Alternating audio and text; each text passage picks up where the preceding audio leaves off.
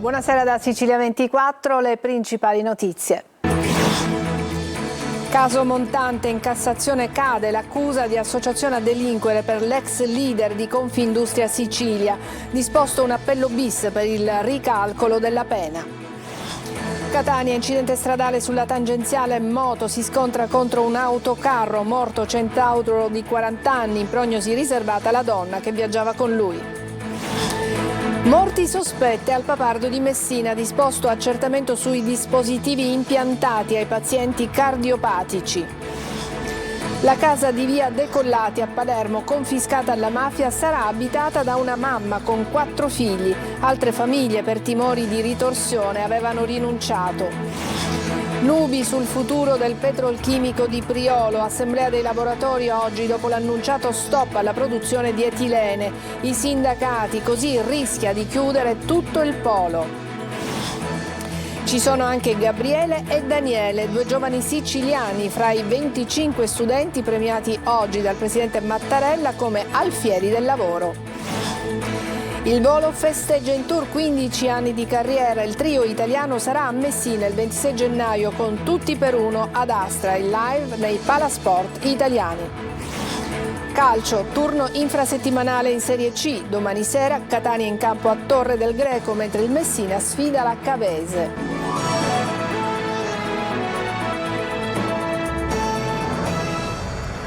Bentrovati, in apertura il caso Montante, in Cassazione cade l'accusa di associazione a delinquere con la formula perché il fatto non sussiste per l'ex leader di Confindustria Sicilia Antonello Montante, disposto un appello bis per il ricalcolo della pena. Rita Cinardi. Assolto dall'accusa di associazione a delinquere con la formula perché il fatto non sussiste. È quanto hanno deciso i giudici della sesta sezione di Cassazione nei confronti dell'ex presidente di Confindustria Sicilia Antonello Montante e altri 2 imputati nell'inchiesta su presunte attività di dossieraggio. I giudici della Corte di Cassazione hanno fatto cadere le accuse anche per i reati di rivelazione del segreto di ufficio e di accesso abusivo al sistema informatico, in quest'ultimo caso limitatamente alle condotte poste in essere fino al giugno 2014 per intervenuta prescrizione. I giudici hanno disposto quindi un appello bis per il ricalcolo della pena per l'accesso abusivo compiuto dopo il 2014 e di corruzione, fattispecie per le quali è stata dichiarata inoltre irrevocabile la responsabilità penale. Nel primo processo di appello, nel luglio del 2022, davanti ai giudici di Caltanissetta, Montante vide ridursi da 14 a 8 anni la condanna. Con lui erano stati condannati a 5 anni l'allora capo della security di Confindustria Diego Di Simone e a 3 anni e 3 mesi il sostituto commissario Marco De Angelis. La parola ora passa ai magistrati di Caltanissetta, che dovranno analizzare la decisione degli Ermellini, che hanno inoltre reso definitiva l'assoluzione per il colonnello Gianfranco Ardizzone, ex comandante provinciale della Guardia di Finanza di Caltanissetta. Un morto e un ferito grave è il bilancio di un gravissimo incidente stradale avvenuto questa mattina sulla tangenziale di Catania. A perdere la vita un 40enne a bordo di una moto di grossa cilindrata che si è schiantato contro un autocarro fermo in corsia di emergenza, in prognosi riservata alla donna che viaggiava con lui. Orazio Longo. Della moto non si riconosce più neppure il modello. Ecco quello che rimane del pauroso incidente che ha coinvolto una coppia in sella a una potente 2 ruote che si è schiantata contro un autocarro fermo in corsia di emergenza. Gravissimo il bilancio. A perdere la vita è stato il guidatore della motocicletta, un uomo di 40 anni, Victor Roy Riolo, residente a San Giovanni La Punta, ma che a Catania era impegnato come imprenditore nella ristorazione. Ricoverata invece in gravi condizioni all'ospedale Garibaldi Centro la donna che viaggiava con lui, 40enne anche lei.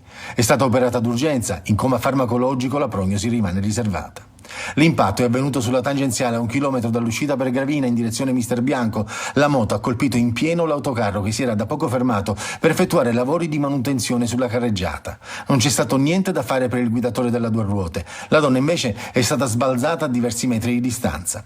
Sul posto i vigili del fuoco, personale dell'ANAS, del 118 e la polizia stradale che si è occupata dei rilievi del caso. Alla ricostruzione dell'incidente potranno dare un contributo anche le telecamere di sorveglianza. A un primo rilievo non si evidenziano però segni sull'asfalto che possono fare pensare a una frenata. Chilometri di coda si sono formati con la carreggiata che è tornata libera dopo diverse ore. L'ennesimo incidente mortale in poche ore, dopo quello che aveva visto morire sotto un camion un centauro ad Aci Sant'Antonio e dopo lo scontro di via Plebiscito a Catania, dove a perdere la vita è stato un 19enne. E dopo l'incidente di ieri pomeriggio, una donna di 89 anni è morta nella notte al Policlinico di Messina. Con la sua auto si era scontrata con un autocarro e quindi si allunga ancora di più la lista degli incidenti stradali e delle morti in strada. A Messina si attendono i risultati di laboratorio sulle aree del reparto di cardiochirurgia, dove sono state denunciate 6 morti sospette dopo interventi al cuore. Ma intanto la Procura dispone un accertamento sui dispositivi impiantati ai pazienti cardiopatici. Francesco Triolo. La Procura di Messina ha deciso di conferire un accertamento sui dispositivi medici e il materiale sanitario impiantato sui pazienti deceduti all'ospedale Papardo di Messina dopo gli interventi nel reparto di cardiochirurgia. Ma non solo, perché l'incarico di affidamento all'ingegnere Antonietta Perrone interesserà anche i dispositivi in uso all'ospedale ed è un accertamento che dovrà essere eseguito con urgenza perché le valvole sono soggette a deterioramento. Toccherà quindi all'ingegnere Perrone fornire ulteriori risposte alle domande della Procura di Messina per valutare se i 6 decessi avvenuti al Papardo possono essere messi in relazione con i dispositivi medici, anche perché si attendono ancora i risultati degli esami eseguiti da un laboratorio di Catania che potranno dare ulteriori indizi agli investigatori che stanno indagando sulle morti sospette avvenute proprio nel reparto di cardiochirurgia. L'esito delle indagini ancora non è arrivato sul tavolo delle sostitute Anna Maria Arena e Alice Pariarò, che stanno seguendo l'indagine coordinata dal procuratore aggiunto Vito Di Giorgio. Da quelle carte sarà possibile escludere o approfondire la pista legata ad eventuali contaminazioni di germi patogeni delle aree sotto osservazione dove sono stati effettuati tamponi, come le sale operatorie, i corridoi di collegamento ed i condotti di areazione. Il fascicolo aperto per adesso è nei confronti di 3 medici indagati come atto dovuto. La casa di via Decollati a Palermo, confiscata ad un boss mafioso, è stata assegnata a una famiglia. Si tratta di una mamma con 4 figli che per 2 anni ha vissuto in una casa famiglia. Marco Gullà. Le imposte sono chiuse, un cartello campeggia nel portoncino d'ingresso, io abito qui, per segnalare che in casa c'è anche un cane. Clip di quotidianità, di vita, di una famiglia normale. Siamo però in via Decollati e quelle telecamere fisse e il presidio H24 della polizia spezzano questa quotidianità. Da ieri è ufficiale l'assegnazione del bene confiscato da un boss mafioso ad una mamma di 4 figli del quartiere Sperone, una mamma che per 2 anni ha vissuto in una casa famiglia e che da ieri ha una casa tutta sua. Oggi non è in casa, presto verrà ad abitare l'immobile assieme ai suoi figli. In precedenza 4 famiglie avevano rinunciato all'assegnazione per paura di ritorsioni e minacce da parte dei parenti del boss mafioso. Così come avevamo preannunciato, il Comune di Palermo ha portato fino in fondo la battaglia contro la prepotenza e l'illegalità in via Decollati. Grazie ad uno straordinario gioco di squadra fra tutti gli assessorati e le maestranze comunali sono stati ripristinati gli infissi, le condizioni di vivibilità e di agibilità interna e su indicazione del Comitato per l'Ordine Pubblico e la Sicurezza l'immobile è stato assegnato ad una nuova famiglia. Nel quartiere regna il silenzio, le intimidazioni e minacce delle settimane addietro sono state soffocate dal pugno duro dello Stato e anche dal Comune di Palermo. Cimiteri chiusi oggi a Messina, ma c'è chi non l'ha presa bene, lamentandosi sui social, considerata la vicinanza alla commemorazione dei defunti. L'amministrazione replica chiusura anticipata di un giorno per lavori di manutenzione per preparare i cimiteri proprio al maggior afflusso di visitatori. Francesco Triolo. Cimiteri chiusi a Messina per tutta la giornata di oggi. Per alcuni la sorpresa è stata tanta nel trovarsi sbarrati i cancelli riaccessi e così qualcuno lo ha voluto anche scrivere sui social con tanto di lamentela. Una decisione, quella di anticipare la chiusura settimanale di tutti i cimiteri cittadini, sia il Gran Camposanto che quelli suburbani, che era stata decisa e comunicata una decina di giorni fa e spiegata sia questa mattina durante la conferenza stampa dell'amministrazione per annunciare il programma di iniziative previste per la commemorazione dei defunti, che anche oggi pomeriggio dall'assessore con delega ai cimiteri Massimiliano Minutoli, che ha evidenziato come quella di anticipare ad oggi la chiusura sia stata una scelta ponderata e presa per provvedere alla pulizia e alla manutenzione straordinaria proprio in vista del maggior afflusso previsto in occasione della festività dell'1 e del 2 novembre, così da presentare i cimiteri nella loro veste migliore ai tanti visitatori. La chiusura settimanale dei cimiteri a Messina solitamente è prevista per il giovedì, ma si è voluta anticipare di un giorno proprio per quei lavori da realizzare che non possono essere eseguiti con la presenza di persone all'interno. Una decisione, tra l'altro, comunicata dal Comune, insieme a quella che prevede l'ampliamento dell'orario nei prossimi giorni, con domenica l'apertura straordinaria prevista anche nel pomeriggio. A caccia dell'oro rosso, persino nei cimiteri di Messina e Palermo, i carabinieri di Santo Stefano di Camastra hanno arrestato per furto aggravato e ricettazione una banda che smontava i pluviali di scolo in rame dalle cappelle. I 4 uomini avevano preso di mira anche una stazione ferroviaria. Il rame veniva poi affidato ad un complice che si occupava di rivenderlo. Il commercio di rame è redditizio per l'impiego del metallo in diversi settori, dall'elettronica all'edilizia fino all'industria energetica. E a Catania, dopo il disperato appello di una residente ai nostri servizi denuncia effettuata la bonifica di un tratto di via Calliope, sono state rimosse oltre 4 tonnellate di rifiuti, ma a Fondo Romeo la situazione resta critica. Tonino De Mana. Oltre 4 tonnellate di rifiuti rimossi ed un impegno preso direttamente dal sindaco Trantino, che in prima persona si era recato in via Calliope per constatare lo scempio. Dopo i nostri servizi denuncia, il disperato appello di una residente, il sopralluogo del primo cittadino, Gema ha effettuato una maxi operazione di bonifica per restituire decoro alla zona. Il video che vedete mostra le fasi conclusive dell'intervento, accolto con soddisfazione dai residenti che da diversi mesi chiedevano risposte al comune e ai vertici di Gema. È chiaro che a Fondo Romeo restano molte criticità, perché basta effettuare pochi metri per trovarsi di fronte ad un'autentica discarica a cielo aperto, dove elettrodomestici e mobili in disuso, pneumatici, scarti edili, serbatoi ed Eternit invadono la strada e si riversano persino nel torrente sottostante. Presenti anche centinaia di confezioni di farmaci utilizzati per gravi patologie. È amareggiato questo operatore che da anni si occupa proprio della discarica Fondo Romeo. Per noi è diventato un problema perché non ci vuole una persona, ma ci vogliono molte persone per fare una bonifica di un'area. Abbiamo verificato, c'è amianto, legno, copertoni, ma non è che amianto c'è solo questo, di sotto ce n'è altro. E queste telecamere non so se sono spente o finte. Per questo scempio, l'assessore all'ecologia Pesce e Gema hanno garantito che nelle prossime settimane verrà effettuata un'altra maxi bonifica che però richiede una programmazione ad ampio raggio. E adesso vi mostriamo le condizioni del Parco Gemmellaro, sempre a Catania, dove sul tetto dei bagni sono cresciuti anche dei fichi d'India, delle piante di fichi d'India. Sono tante le segnalazioni anche per una villa senza controlli al buio per colpa degli immancabili furti di rame che ci sono anche a Catania. Tonino De Mana.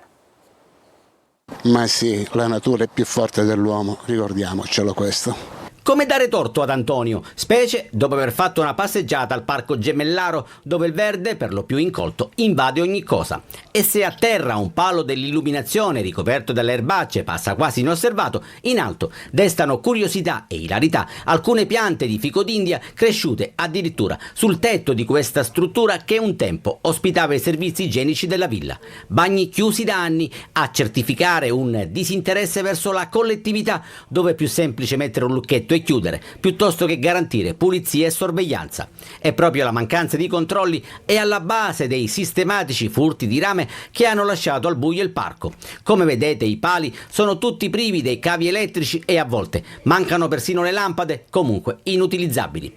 Depredato anche l'impianto di sollevamento di un vecchio pozzo. Sono tante le segnalazioni alla nostra linea di WhatsApp al numero 342 74 55005 e a scriverci è stato Antonio, uno dei frequentatori del Parco Gemmellaro. Se Catania per quanto riguarda il verde è ultima, certamente il Parco Gemmellaro ne è la dimostrazione, infatti è abbandonato a se stesso. Non è controllato, non è curato, si devono curare le piante, se tu ben vedi non sono potate, non sono curate, non c'è manutenzione, non c'è niente. Un minimo di manutenzione, perché qui è un'area dove portiamo i cani, i bambini, è frequentato, quindi non è lasciato al suo destino. Anche Ringhio ringrazierebbe. Sì, certo.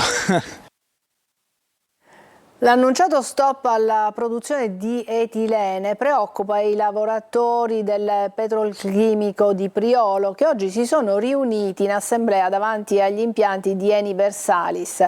I sindacati al nostro TG dicono così rischia di chiudere tutto il polo. Francesco Aloi. Noi oggi siamo in una condizione grave per quanto riguarda il futuro, soprattutto non nel presente, perché come dice Eni potrebbe sistemare i suoi lavoratori perché non ha problemi, ma per il futuro della zona di Siracusa e provincia. I lavoratori guardano al loro futuro e vedono tanta nebbia come sinonimo di incertezze. Lo stop alla produzione di etilene annunciato da Eni Versalis sta facendo tremare il petrolchimico di Priolo. L'etilene in questo momento, in questo sito, ripeto, permette la sopravvivenza di tantissimi impianti della ISAB Nord. Se si parla di riconversione, se si parla di sostituire l'etilene, che ben venga, ma con impianti e con un criterio tale che possa dare una mano alla sopravvivenza dell'intero sito. Entro il 2026 dovrebbero fermarsi gli impianti, ma Eni precisa che l'obiettivo non è licenziare, ma arrivare alla tanto attesa riconversione green. Siamo in assenza di un progetto complessivo di rigenerazione. Qualunque cambiamento di questa natura non può essere fatto sulla testa dei lavoratori. Lo stop all'etilene potrebbe portare alla chiusura di tutto il polo, con un effetto domino, più di 10.000 i posti a rischio. L'etilene è il derivato più importante che viene trasferito all'ISAB Nord, che vive già una sua crisi e una riduzione del suo volume di produzione. Della situazione è stato informato anche Palazzo Chigi. I sindacati vorrebbero incontrare proprio la Presidente Meloni. Intanto ci saranno altre assemblee che porteranno alla grande manifestazione del 12 novembre. Adesso una breve pausa, poi vi parleremo dei nuovi alfieri del lavoro e anche di spettacolo. A tra pochissimo.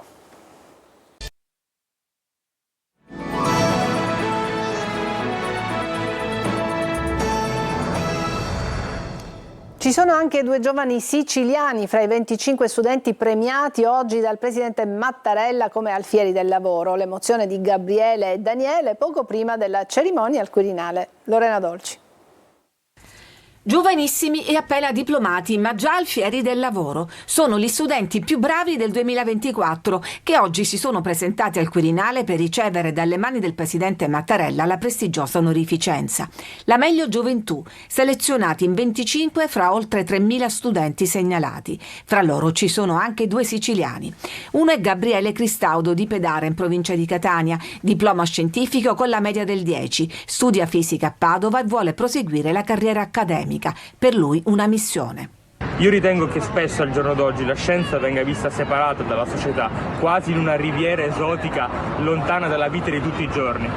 Io ritengo invece che la scienza sia vicina alla nostra vita e se spesso viene considerata razionale con formule che non hanno alcun significato, in realtà essa è più umana e viva che mai. Emozionato prima della cerimonia anche Daniele Falciglia di Piazza Armerina, 100 e lode alla maturità scientifica, vincitore di vari premi letterari. Sono molto emozionato e soprattutto onorato di ricevere questo titolo perché è un impegno verso il mio paese, verso la mia città, verso tutta l'Italia e cercherò di onorarlo con tutte le mie forze. Una famiglia di geni la sua, anche la sorella ha ricevuto lo stesso riconoscimento. Daniele oggi studia lettere alla Sapienza di Roma e spera di fare giornalista nella sua Sicilia. Al Quirinale oggi c'era anche l'imprenditore catanese Giovanni Arena, leader nella distribuzione organizzata nell'isola, unico siciliano ad essere nominato a Cavaliere del Lavoro dal Presidente della Repubblica. Il neo cavaliere, amministratore delegato e direttore generale del gruppo Arena, che conta oltre 190 punti vendita, ha dedicato il riconoscimento alla sua famiglia e ai suoi collaboratori. È il trio italiano più famoso al mondo e sta festeggiando in tour i 15 anni di carriera e di amicizia. Ignazio, Piero e Gianluca, il volo, il 26 gennaio saranno a Messina. Sentiamo Eva Spampinato. Cavi dal cielo come un capolavoro.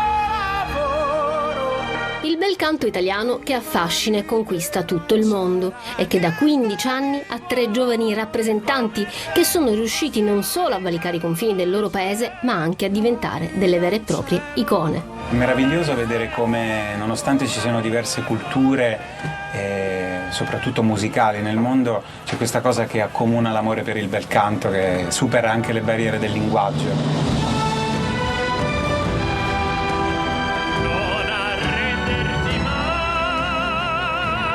Gianluca, Piero e Ignazio proseguono il loro tour europeo partito da Londra, che li vedrà impegnati per 2 mesi nelle principali capitali europee. E poi, dal nuovo anno, torneranno anche in Italia. Siamo felicissimi perché questo tour ci porterà dopo l'Europa negli Stati Uniti, in Sud America, ma ci riporterà anche in Italia. A gennaio canteremo nei Palasport italiani.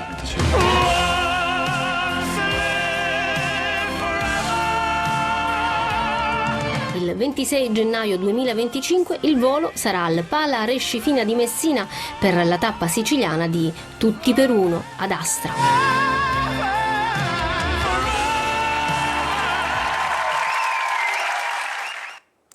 Brevissima pausa e poi il calcio.